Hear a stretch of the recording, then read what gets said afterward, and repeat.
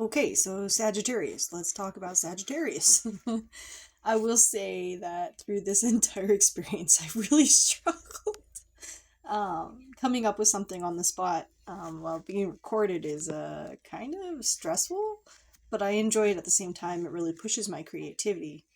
So in the beginning, I did a little bit of research and then I started to write down things associated with Sagittarius, their element being fire, their symbol being an archer, and then from that I decided to take color or uh, possible color choices like orange and red, and then I think I did like some. I don't remember what I said underneath archer, but I think one of them was like woodsy. I still was kind of stumped, so I ended up drawing a face. This was mostly just to get myself warmed up. Yeah, I mostly do this as a warm-up. It doesn't have to look good or anything, just helps me get my head in the right space for drawing. My pen was dying, so I had to fiddle around with that. That was fun. But once I got it working again, right back at it. So at this point, I go back and I'm looking at my screen for more inspiration. And they're showing me a lot of pictures of like a half man, half horse. So I'm like, oh, let's do a druid. Oh, I have a druid character. Let's do her. Half spider. You know? But I just wasn't loving the idea of it. And I was like, shoot, let's just start drawing.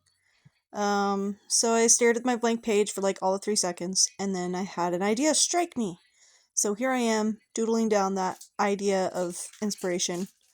And it might not be the most creative thing, but for me, it felt so creative because I had nothing at the beginning. I had literally nothing. So I'm just sketching her in. Not gonna lie, it's totally normal for me to struggle with hands and stuff, but in this particular drawing, I've struggled for a very long time and just ended up just accepting whatever I put on the paper. I will say that once I started to get her face in and I started to draw her neck, I was like, oh my gosh, her neck is so long. But now that I'm watching the video, it actually doesn't look that bad. So I'm kind of sad that I continued to work that because it doesn't look that bad. Um, but you know, when you're in the middle of drawing something and it looks kind of funky, you just continue without reason. So, on top of just overall struggling to get a concept for this one, I also struggled with the anatomy on this one. I don't know why, but I just couldn't get placement right of where her body would be underneath her clothing.